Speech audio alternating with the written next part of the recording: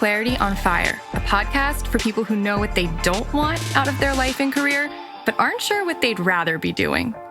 In a world where it's easy to exist, but hard to feel alive, we, Kristen and Rachel, two certified life and career coaches, are here to help you cut through the information overload, get unstuck, and focus not just on how you can have a career you're passionate about, but how to create a whole life that feels fulfilling. So join us here, where we serve up inspiration and down-to-earth wisdom in a way that only two best friends can. We want you to experience the relief of knowing that, yes, you're allowed to want more out of your life and career. And no, you don't have to wander through the dark anymore.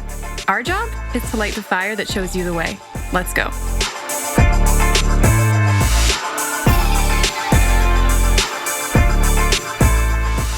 Hi. Hey. I'm in a better mood than I was the last time you heard from me. Yeah, well, I certainly am. I think... You were in a better mood by then too. Oh, was I? Yeah. Okay. We haven't actually recorded. So they heard us like 3 days ago or 4 days ago on Friday, but we haven't recorded in weeks. So we took a little podcasting break. Yes, for I the am. Holidays. I'm a little better. Yeah. And in our current daytime, we're going into the new year. We're not quite there yet, but when you're listening, we're already there. So thank God. We're still in December when we're recording this. Still. I feel like this year is dragged on. So now, okay, so like now that it's 2021 when you're listening to this, thank God, you might be new. I don't know. Maybe you're trying to do the whole new year, new you thing, which I don't know if I recommend it, but if you're doing it and you're here, I'm not going to tell you not to. I think people look out for books and podcasts and new things at the start of a new year. So you might be new. Hello. In which case, hi. Oh. I had someone ask me this who I'm doing a single session with from the last, we did a single session promo back in earlier in December. And she said, could you tell me which one you are? Oh, in the picture? Because I know your voice and I know your name, but I don't know which one of these broads. We don't say our name very often. No. It's not that they know I'm Rachel and they know you're Kristen. Oh. They don't know which voice goes with which head. I see. Okay. Yeah. So I'm the taller one. I wear a tank top in the picture. And I wear, I think, a black dress. No, you're wearing a t-shirt. Oh my God. Your memory is terrible. Which picture are you talking about? There's one where I'm wearing a black dress and you're wearing a red dress. No. That's on our site. We're talking about the podcast art. Oh, okay. Yeah. Kristen, come on. Well, we're talking on the podcast. They're literally looking at this on their phone and they're looking at a picture of us right now. That's what I'm talking about. I have no idea what that picture is. I don't remember what I'm wearing. Well, that tells you how much you listen to our podcast. You've just outed yourself as someone who clearly barely even subscribes to our podcast. Do you even subscribe to this podcast? Of course I subscribe to it. I want to get all the subscribers we can get, including myself. No, You're wearing a t-shirt. It's striped. It's white and has gold stripes. I know what t-shirt that is, yeah. You still have that t-shirt? I don't. No. I don't have that tank top either. It's been a hot minute since we took those pictures. We really were going to get new pictures done this year, and then 2020 happened. And so we didn't hire a photographer. What 2021 goals? You're not going to go into a studio. You're not going to go out on the street. I mean, you could. What? We do like a mask photo shoot or something? Yeah. It's not very... would have been very appropriate for the times, but not very appropriate for podcast a year art from now. No. We do need new podcast art. We will get some new photos done, hopefully this year. It's been a while since we had them. I mean, I have aged somewhat. Also, if you go to our site and you click on either the blog or the podcast tab, we have a little thing on the side that says Meet Kristen and Meet Rachel. And there's a picture of us there too, with our names associated with it. So, and a little introduction. Yeah, a little introduction. Though I think if you've been listening to this, you got enough of an introduction. You just didn't know which head was whose. Fair enough. I mean, really the whole body. The head that does the talking. Talking heads. So if that helps you, if that was something that maybe you were really annoyed by and now you know. That would annoy me too. If I was listening to a podcast, I didn't know whose face. I actually did find a podcast recently featuring two girls and I did digging because it was annoying me that I didn't know. No, I found out and that helped me. Okay. Sorry that we don't do that more often. I just feel like that's a dumb thing to do on the regular. Well, what we were going to say is if you're new, first of all, now you know who we are, but also please go take our quiz. It's the first thing we always recommend anyone do if they are just discovering Clarity on Fire. It's called the Passion Profile Quiz. go to clarityonfire.com. You cannot miss it. It's all over the place on our site. Just follow the instructions. If you can't figure out how to take the quiz, you have failed an important step in being smart enough to listen to this podcast. It's not hard. It's 11 questions. You put your email in. We're not going to spam you, okay? But like, we do need to know that you're a person and not like a Russian bot, okay? We get enough of those contact entries, as you might imagine. We don't need them in our quiz. And then you can download your results. There's one of 4, and it helps you get clear on the intersection between your career and your passion. Passion is a word I actually don't like, which is hilarious because we talk about it so much. In the traditional sense of what people think it means, Kristen and I don't like it. We don't actually think that your passion is something that, you know, is easily put into a box or it's not a thing.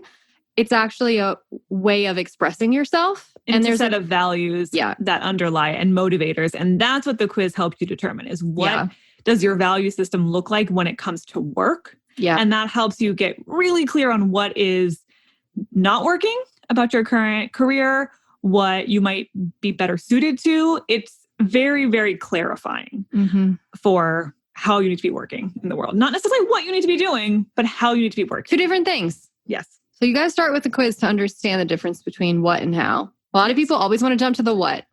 Oh, I really love people and I want to work with people and help people. I'm like, that's because there's so many different ways you can do that you're not going to be satisfied by every possible way that you could help people.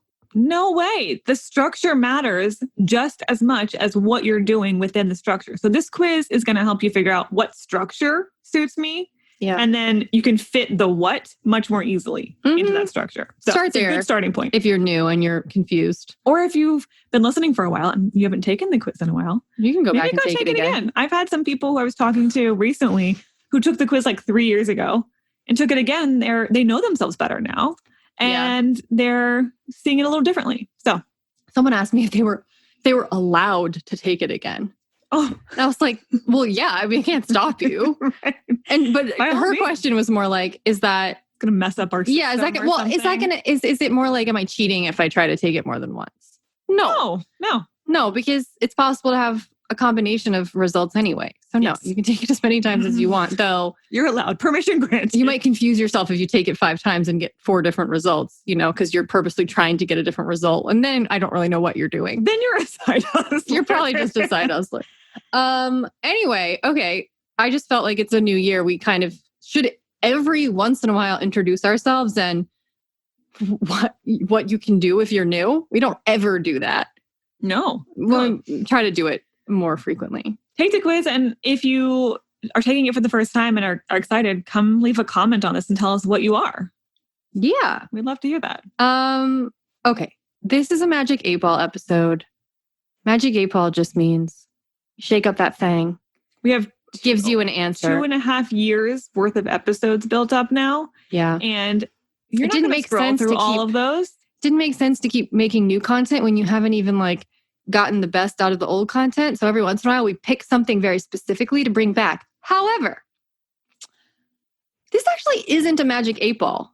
Now that I think about it, it's really just a blog, and I might call it a blog because we've never published this on the podcast before. Oh, okay. So for people who don't know this, we were bloggers. We blogged every single week without fail. Before we were podcasters. Long before, years before we had a podcast. So some of those blogs we then brought onto the podcast, and you can hear us reading out the blog.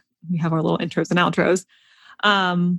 But this is one that we have not yet brought to the podcast, is what you're saying. So this is over how 4 or 5 years old. Okay. Yeah. Which one are you talking about? I have no idea what this is. Okay. So in our episode from Friday, which you might have heard, if you haven't, maybe go back and listen to that, Dear Rachel. One of the pieces of advice I gave to one of the questioners was about active waiting versus passive waiting. I wrote a blog about that, and we've never put it on the podcast. So I'm like, all right, that lady might have been very annoyed with me for talking about something that she then couldn't go learn. She could go read about it. But I was like, all right, I'm going to put my money where my mouth is. you can say a lot about me, but you can't say that I don't give you enough information. Okay? You can say we give you too much information. You can say that. That would be accurate. So I figured we need to put this officially in the podcast feed. Yeah, that one belongs on there. It really does. Especially after this year, because there's been a lot of waiting for things to, like the interminable wait of this year to be over and of this pandemic to be over. And there's a lot that we're all waiting on kind of with bated breath. But we can wait a little bit more actively. You can wait with more intention instead of it feeling like you're at the effect of waiting and there's nothing you can do and you're powerless. Not the best kind of waiting. Mm-hmm. So that's what this blog is about. Please enjoy me reading it, and then we'll be back at the end. There are a fair amount of things in life that we have some degree of control over. If you want to lose weight, you could follow a nutrition plan and work with a personal trainer. It might take time, but with consistent effort, you would be guaranteed to see changes. Or maybe you decide to go back to grad school, but you've got to take the GRE first. So you buy the prep books, enroll in a class, and take practice exams until you feel positive that you'll ace the test. And if you feel the urge to up and move to Colorado, you could save money, hire movers, rent an apartment, and haul yourself across the country. No need to wait on anything or anyone to make that happen. But there are just as many things that we have no control over. Things that matter to us a whole lot that we can't guarantee or force to happen at all. Like finding a dream job, meeting your life partner, having your business take off. It's waiting for these things, the things we can never guarantee that could potentially never happen, that drives us nuts. While we're waiting, it's so easy to start wondering, what am I doing wrong? And is there something about me that's making this not happen? And what if this just isn't in the cards for me? Cue instant depression, hopelessness, and malaise. Passive waiting totally sucks. When we're passively waiting, we feel completely at the effect of the world. No control, no choice, no power. We're at the mercy of whomever or whatever to deign to grant us what we want. And let's face it, humans are really bad at feeling out of control. When we feel powerless, we get grouchy and lethargic and stuck. We start looking around at what we do have and feeling resentful of it. Passively waiting brings out the worst in us in that way. Personally, when I was waiting around for my business to take off, every day I'd wake up and think, oh, look, another day of not being successful, yet another day that proves nothing has changed. That's what's so insidious about waiting around. You start to see the lack of what you want everywhere. Day by day, your mood grows worse and worse because each day that you don't have what you want is just more evidence that you won't get it. What you want is now on a different level than you. And of course, that's the irony of it all. Because you've done such a good job of proving to yourself that it's not coming, you make it so much harder for that thing to actually show up. Think about your mood as a radio tower. When you're broadcasting grouchy, depressed, and hopeless FM, you're only going to see, hear, and attract things that are on that same frequency. Which means that positively anything, clues, signs, opportunities, people related to what you want can't reach you because they're not on your station. They happen to be playing on jazzed and fulfilled and passionate FM, and you can't exactly listen to two stations at the same time. You feel me on that? Let's change the station, why don't we? Passively waiting sends us spiraling into a funk because it lacks purpose. It feels pointless, like we're wasting time and spinning our wheels, which is why the best way to wait and to move ourselves up to that higher frequency is to wait actively. The biggest difference between passive and active waiting is this. Instead of skeptically doubting whether what you want will ever show up, you assume that what you want is inevitably coming and you start preparing accordingly. What active waiting looks like. I have a friend who's been waiting to see money and clients consistently flow into her business. It's happened, but more so in fits and starts. The other day, she told me that she'd finally got her LLC paperwork sorted out and established a real business bank account. And that same week, within 24 hours of each other, she got 2 new clients who are really eager to start working with her ASAP. She could have complained that what she wanted wasn't coming, but instead, she got serious about her business being a solid landing place for clients to arrive, and then they did. I know a woman in her 30s who's enthusiastic about the prospect of getting married and starting a family, but she's single, and she doesn't want to rush into a relationship or marriage or pregnancy for that matter, and end up one of those women who settles because she feels victim to her biological clock. No, thank you. She's also not interested in online dating, so what's a girl to do? Well, She went and hired a personal trainer at the gym. Wait, say what? To her, this makes perfect sense because A, she's interested in being part of a physically active partnership, and B, she wants to be in great shape for chasing a future munchkin around. A lot of people might call her crazy or overly wishful, but I love her approach. She's focused on becoming the kind of person she wants to be when she has what she wants. The fact that she's not bemoaning what she doesn't have is getting her way closer to actually having it. How can you start actively waiting? If your dream job were to land in your lap tomorrow, is your resume the kind you'd want your ideal employer to see? If you want a spouse to share your home, do they have enough space in your closet for their stuff? Or do you maybe need to get rid of some junk? If you were randomly offered a trip to Europe, could you go next week, COVID notwithstanding, people? Or would your passport be out of date? If you want more money, how well are you taking care of the money you already have? Once you start actively waiting, you're naturally going to lift up to that higher jazzy frequency. You infuse hope, excitement, and expectation into a subject that's typically made you feel completely powerless.